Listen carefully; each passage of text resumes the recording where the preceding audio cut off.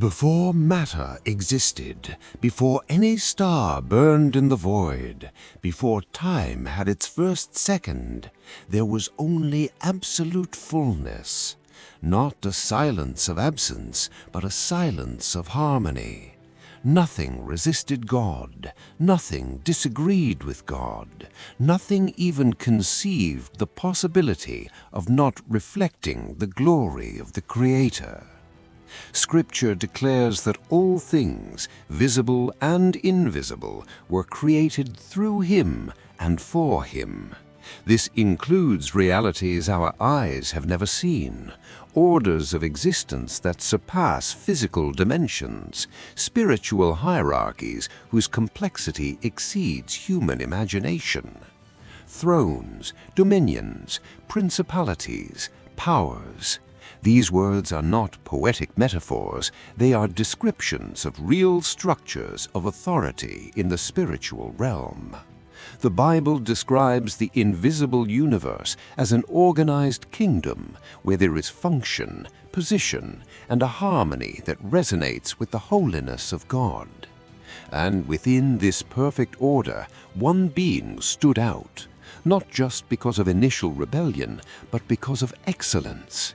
He was not just another among millions of angels. He was described as the very signature of created perfection, the peak of beauty and wisdom a creature could receive, the most intense reflection of the glory that proceeds from the throne. It is precisely here that the greatest theological enigma of all Scripture arises. How can something perfect fall? If God creates everything good, where did evil come from? The Bible answers with a symbolic and prophetic narrative. The story of the fall does not appear as a linear historical chapter, but as an echo among prophecies. This echo runs through three fundamental revelations: the description of a perfect being, the thought that corrupted him, and the war that expelled him. Before evil existed on earth, it arose somewhere in the spiritual cosmos. It is the birth of iniquity that we will now uncover. The first piece of this revelation appears in the book of the prophet Ezekiel, chapter 28. The text initially addresses a human ruler, the prince of Tyre, but suddenly the language breaks the barriers of the physical world. The discourse ceases to be political and becomes cosmic. The prophet describes someone no man could ever be. Scripture says, "You were the seal of perfection, full of wisdom and perfect in beauty." No king of the earth has ever received such a title.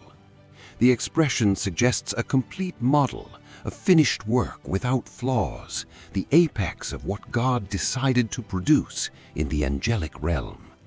The text states that this being was in Eden, the garden of God, but the described setting is not botanical, it is mineral and luminous. Precious stones are listed: sardius, topaz, diamond, beryl, onyx, jasper, sapphire, carbuncle, and emerald. He did not wear glory, he was clothed with glory. His very composition reflected the brightness of divinity. Then an enigmatic phrase appears: "The workmanship of your timbrels and your pipes was in you." This indicates that this being was intrinsically linked to worship. He did not merely participate in the heavenly liturgy, he was structured for it. His existence was a living praise. And then comes the definition of his position. "You were the anointed cherub who covers." Cherubim are guardians of divine holiness, directly associated with the throne of God. He dwelt on the holy mountain, walked among the stones of fire. He was at the center of divine reality, not at the periphery. And then the shock. You were perfect in your ways from the day you were created until iniquity was found in you. The text does not say iniquity was placed in him, but that it was found in him. Evil did not enter him, it emerged from him. It was an internal distortion. The text explains the trigger. Your heart was lifted up because of your beauty. You corrupted your wisdom because of your splendor. The problem was not glory, but the interpretation of glory. He looked at himself and forgot the source. If the first revelation describes what he was, the second, in Isaiah 14, reveals what he thought. Every ruin is born before movement, in silence, inside the mind. The text uses the expression Helel ben Shachar, shining star, son of the dawn. In the Latin translation, Lucifer. The text presents this being's internal dialogue, introduced by the decisive phrase, "You said in your heart." That thought unfolds in 5 declarations, revealing the logic of rebellion. First, I will ascend into heaven. It was not spatial movement, but an ambition to rise in status above the assigned place. Second, above the stars of God I will exalt my throne. He desired hierarchical supremacy over all other celestial beings. Third, I will sit on the mount of the congregation. He desired the center of divine government, the point of cosmic authority. Fourth, I will ascend above the heights of the clouds. He sought to surpass limits reserved only for the Creator, pursuing absolute glory. Fifth and last, I will be like the Most High. This is the climax of betrayal. He did not declare war to destroy God, but to equal him. He attempted to duplicate the Creator. Sin was born in the form of an argument, convincing to himself. He contemplated his own light and concluded it was autonomous. He confused reflection with source. Pride is in truth a distorted perception of reality. By trying to rise, he broke connection with life. The divine response is a verdict of spiritual gravity. Yet you shall be brought down to Sheol, to the lowest depths of the pit. He wanted to rise and was cast down. This is the spiritual law. Self-exaltation produces inevitable fall. The rebellion that was born in thought and became decision finally manifested in outward conflict. The book of Revelation, chapter 12, describes the breaking point where the invisible becomes battle. John sees a great red dragon, a figure representing destructive power and opposition to divine order. Scripture reveals the fall was not solitary. His tail drew 1/3 of the stars of heaven. This indicates that the cherub used his influence and persuasion to convince others. He did not fall alone. He led a movement.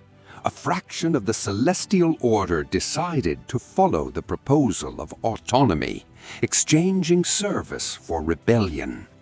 There was war in heaven. Michael and his angels fought against the dragon. It is crucial to note that the Creator does not enter into a contest of strength with the creature. The conflict occurs at the level of creation. The defeat was immediate and definitive. They did not prevail, nor was a place found for them in heaven any longer. There was no more compatibility. Just as darkness cannot occupy the place of light, rebellion cannot coexist with absolute holiness.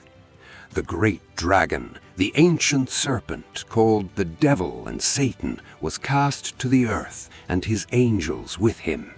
The fall redirected his activity. He lost access to glory, but not the ability to persuade. The rebellion that began in heaven found a new field of operation in human history. He became the accuser, the one who tries to prove that the creature cannot serve the Creator out of pure love.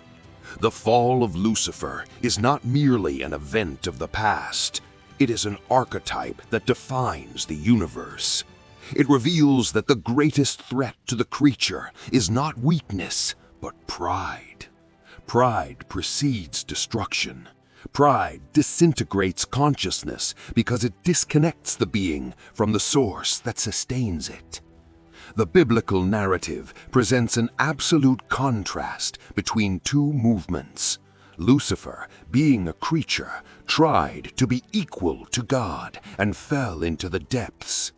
Jesus Christ, being God, did not consider equality with God something to cling to, but emptied himself, taking the form of a servant and descending to death. The universe is divided between these two paths, the pride that seeks to rise to possess, and the humility that chooses to descend to serve.